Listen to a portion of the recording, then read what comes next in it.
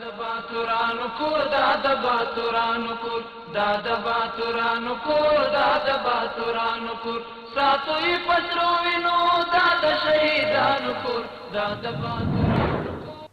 بسم الله الرحمن الرحیم. د هرات ملي ټلویزیون قدرمن لیدونکو په سلامونه مو هرکلی کوم. نن یو نه یکشنبه د 1444 قمري کال د صفر المظفر میاشتې وهمه چې د 1403 لمریز کال د حسد یا زمري د 21 نیټې سره سمون خوري. په سر کې د څو مهمو خبرونو سرټیکي. د هرات ښاروالۍ د ادارې لخوا د 80 میلیونه افغانیو په ارزښت د یوې پروژې بشپړ کېدل.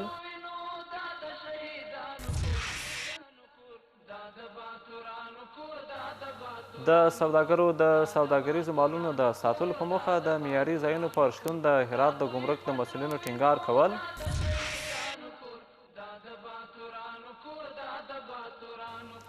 او په هرات کې د اسلامي امارت د ځواکونو لخوا د مسلکي غلو د یوې ډلې نیول کېدل.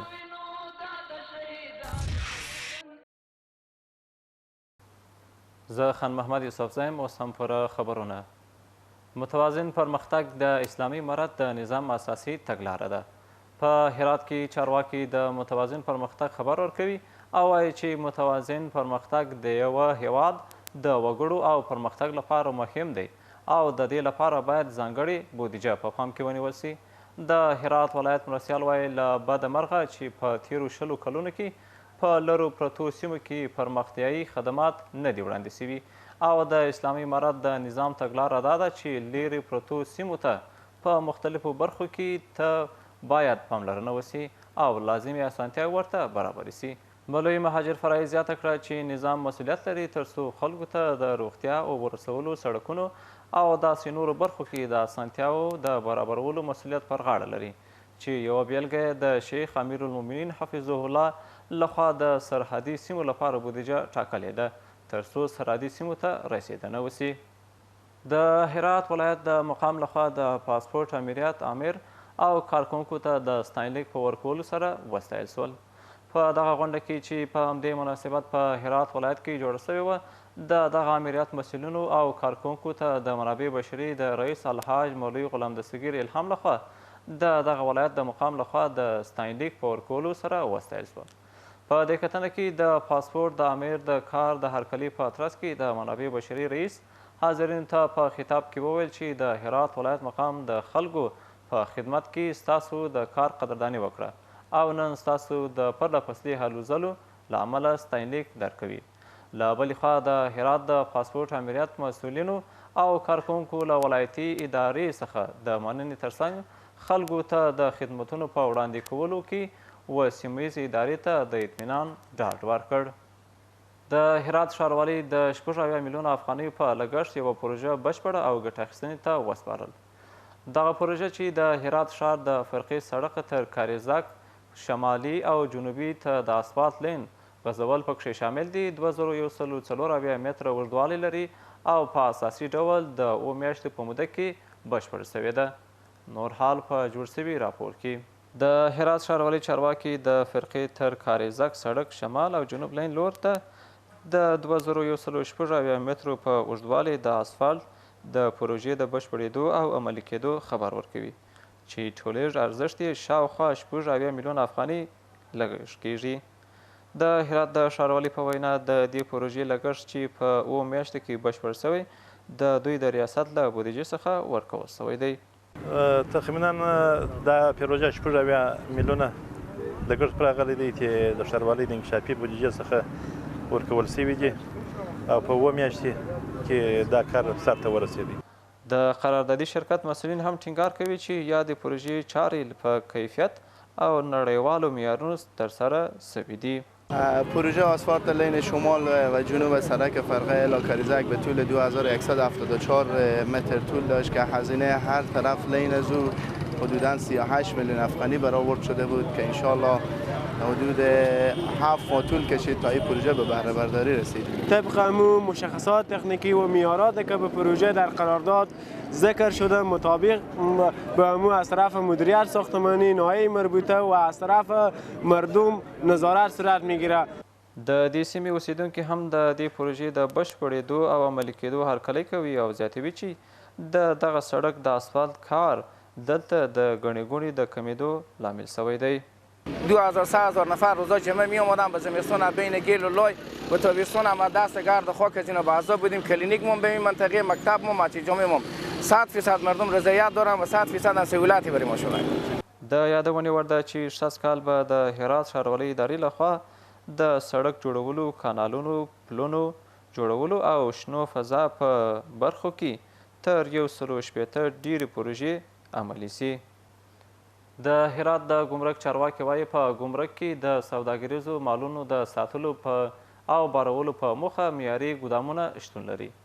د چارواکو په وینا د 4 نورو معیاري ګودامونو د جوړولو بودیجه هم د اسلام کلا ګمرک لخوا منظوره سوې او ټاکل سوې چې له بشپړېدو وروسته به په 60 کال کې ګټې اخیستنې ته چمتو سي. له بل لوري یو شمېر سوداګر هم د هرات د ګمرک له خدمتونو څخه د خوښۍ په څرګندولو سره وایي چې د دوی مالونه له قانوني لارو چارو څخه په سمه توګه د دغه ګمرک ګودامونو ته لیږدول کیږي. نور حال په جوړ سوي راپور کې. د هرات ګمرک ګودامونه د سوداګریزو مالونو د کښته کولو او ساتلو لپاره کارول کیږي. د دغه ګمرک مسؤلین وایي چې هره ورځ د دغه ولایت د ګمرک په 14 معیاري ګودامونو او سړو خونو او 4 د تخلیې په ډګرونو کې زرګونه ټنه سوداګریز توکي کښته او ساتل کیږي. د هرات ګمرک چې دی د افغانستان په سطحه یو معیاري ګمرک دی چې په دې کې موږ معیاري ګودامونه لرو او سرتخانې لرو چې انشاءالله تر اوسه فعاله نه دي. هغه ګودامونه جوړ شوي دي، انشاءالله نږدې کې کیدای شي دا هم فعاله کړو. موږ 14 معیاري ګودامونه لرو چې د تجار د مال د تخلیې دپاره یو مناسب ځایونه دي، په ډېره اندازه باندې مالونه ځایوي. هرات ګمرک کې موږ د ګودامو د ستونزې څخه نه یو مخ شوي، تجار هم مشکل نه لري، شکایت نه کوي، مال یې هم نه خرابي.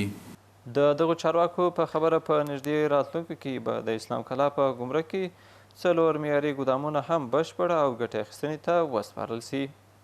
په ورته وخت کې یو شمېر سوداګر د ګمرکي خدمتونو له وړاندې کولو خوښي څرګندوي او وایي چې د اسنادو د ترلاسه کولو پر مهال خپل مالونه پر وخت باروي. موټران هم نامې خدای بیخي ډېر دي د هرات په ګمرک کې او ګودامو کې هېڅ مشکل نشته. خلکو ته مالونه ډېر نه خرابېږي، همکاري مامورین ورسره کوي، ریاست همکاري ورسره کوي خلکو سره چې مالونه ټول په کوم مال خرابېږي هغه په انګرو کې تخلیه کوي او انشاءالله تعالی چې هم بارونه به نه خراب شوي. الحمدلله یک قانون خوب ایجاد شده. ما که بار ما از ایران میایم دوباره از گمرک اسلام قلعه به سمت ولایت هرات که میایم و انگر مربوطه تخلیه میشه، درست نگهداری میشه، بعد طی مراحل گمرکی هم دوباره بارگیری میشه و به خیر خوشی میره. خو ویل کیږي چې د هرات په ګمرک کې اسانتیاوي او خدماتي معیارونه معیار دی او د سوداګریزو توکو د واردونکو او صادرونکو د ستونزو د هواري لپاره لازم تدابیر نیول شوي دي. په هرات کې د بوټو یا ګیاهي درملو لومړنی نندارتون جوړ شو. د بوټو د درملو دغه نندارتون د هرات ولایت د روغتیایي علومو د خصوصي انسټیټوټ د مسؤلینو لخوا په لاره اچول شوی دی او تنظیم کوونکي وایي په دغه نندارتون کې شاوخوا 200 ډوله ګیاهي درمل نندارې ته ایښودل شوي. د تنظیم کوونکو په وینا په دغه نندارتون کې د ګیاهي درمل د دغه انسټیټوټ د فارمسي محصلینو لخوا جوړ شوي وو. د محصلینو هڅول او د طبیعي بوټو د درملو معرفي کول د دغه نندارتون له مهمو موخو څخه دی. خو یو شمېر کتونکي د دغه ډول نندارتونونو د پیل هرکلی کوي او زیاتوي دا ډول پروګرامونو ته کولی سي زده کوونکي وهڅوي چې لا زیات کار وکړي او نوښتونه رامنځته کړي. د دوی په خبره دغه ډول نندارتونونه په جوړېدو سره به د دغه ولایت د بېلابېلو علومو د محصلینو ترمنځ د انګیزې او سالمې سیالۍ زمینه برابره سي.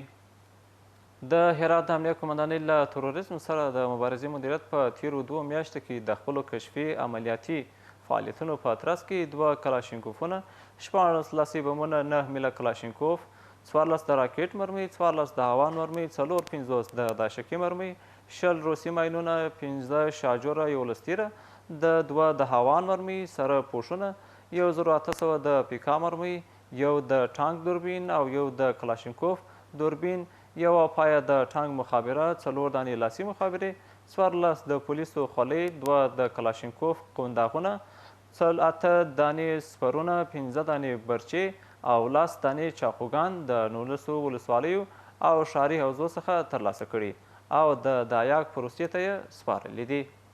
در طی 2 ماه گذشته مدیریت ضد تروریسم قومندانی امنیه ولایت هرات مقدار سلاح و مهمات از جمله سلاح‌های مختلف النوع که شامل کلاشینکوف، توپنچه و تجهیزات نظامی و منهای ضد پرسنل از ساحات این ولایت کشف و ضبط گردیده است. په هرات ولایت کې د اسلامي امارت د ځواکونو لخوا د مسلکي غلو یوه ډله ونیول شوه. د هرات د وهمي امنیتي حوزې د پولیسو د مصیبینو د هلو ځلو په ترڅ کې 4 تنه چې د مسلکي غلو د یوې ډلې غړي وه د دغې حوزې د مسؤلینو لخوا د 3 موټرسایکلانو د غلا په تور ونیول شوه. د هرات د امنیه قومندانۍ مطبوعاتي دفتر په یوه خبرپاڼه کې لیکلي چې له نیول شوي کسانو څخه 3 موټرسایکلونه او نور غلا شوي توکي هم ترلاسه شوي او اوس د امنیتي ځواکونو تر څارنې لاندې دي. اوس هم د سبا ورځې د هوا حالات. د لوی سشتن تعالی په نامه قدرمنو لیدونکو د ما سلامونه ومنئ، شپه مو په خیر. اوس هم پاملرنه وکئ د سبا ورځې د هوا اټکل ته. دوشنبه هرات ښار اوریاز 11 درجه 9 تیتای 2 غوریان اوریاز 11 درجه 30 تیتای 4 کراخ المار 11 درجه 18 تیتای 2 او پشتون زرغون المار 11 درجه 1 تیتای 15. په پای کې یو ځل بیا د څو مهمو خبرونو سرټکي. د هرات ښاروالۍ د ادارې لخوا د 6 میلیون افغانیو په ارزښت د یوې پروژې بشپړ کېدل.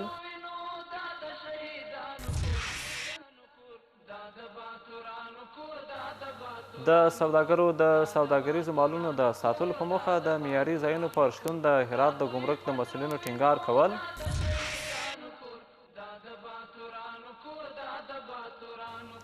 او په هرات کې د اسلامي امارت د ځواکونو لخوا د مسلکي غلو د یوې ډلې نیول کېدل.